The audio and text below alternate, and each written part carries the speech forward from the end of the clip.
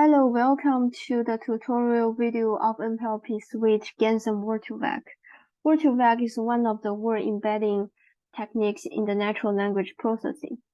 Our tools works with either a single file or a set of documents, and we can set our input or output file directory by clicking on the button here. And also you are free to choose whether or not to remove stop word or lemma tag your corpus. Then you can also select the visualization method, either plot all word vectors or clustering of word vectors, either a 2D or 3D graph you want to have for your results. Then you can also choose different algorithm or different tools to get the word embeddings. Here we have the word embedding via BERT or Word2Vec via Ganson. Since we are interested in the Word2Vec, I'll only check the box here. Then also the keyword here, we can also put on the comma separated keyword you want to focus on for the semantic similarity. The keyword here must be analyzed by the algorithm, or it will suddenly skip the word you entered. Next, we can also compute the word distance. Since it is the main part of Word2Vec, it computes Euclidean distance and cosine similarity between words. The word vector will be clustered and plotted according to the word distance, and you can select the number of top word for distance combinations. The next, the training model architecture, we have skip, gram, and CBOW.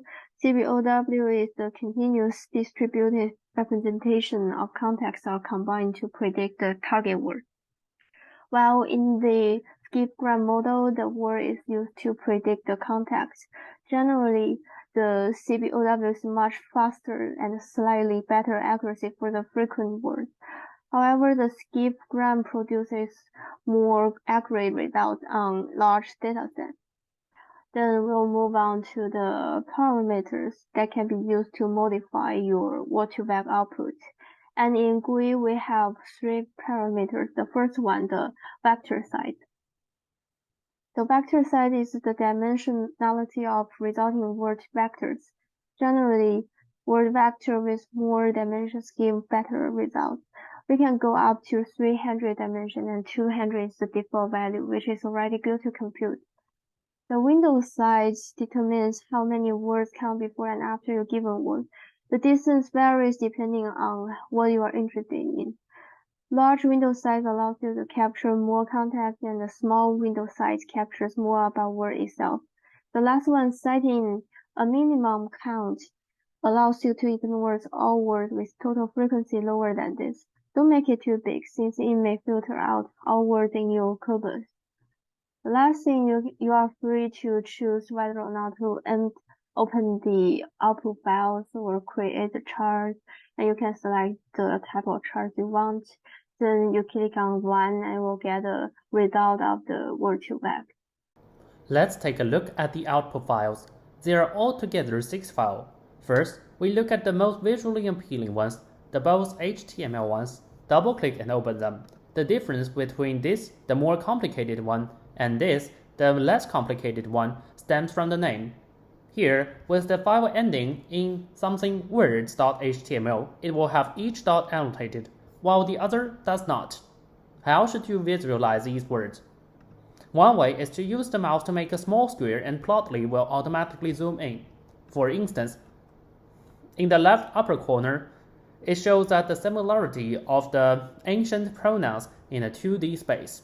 To exit this enlarged view, simply refresh at the left of your browser of choice to exit this view. Next, let's take a look at this largest file of CSV and we open it. The first 2 words in this CSV are simply first, the word, taken directly from the corpus, and lemma, the stem of the word. The next bunch of numbers are interesting. If you count carefully, there should be 100 numbers in total. These numbers are not only represented in this GUI service, which says about vector size, but also they represent the abstracted view of the word in a 100-dimension vector space. We all know that how to represent the location in 3D space, the latitude, the longitude, and the height. These numbers do nothing different other than providing you with a location of itself, albeit in a more complicated way. Using these numbers, we shall calculate the distance of words, or the cosine similarity, which we'll present very promptly. The rest of these are intuitive. They are simply the idea of word in sentence, the idea of sentence, and the document name, etc. We are also interested in the rest of the 3 files on what they represent. Let me first show you the code. Here, the code tells us that for each of the 3 files, it will have the top 10 most frequent words, which we specify here in the GUI, here, and then delete the duplicates, and test the number of the words with respect to these most frequent words. Although there should be 100 words to be tested, in reality some of them may fail, at which point no output is given.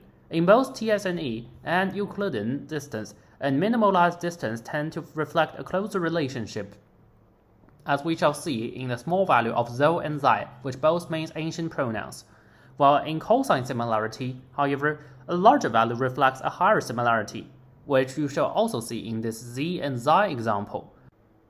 Finally, a little bit about 3D models and the BERT model. First, we shall see here that the output of a 3D model and the BERT model is very similar to the model that we have just discussed. There are only 2 notable things.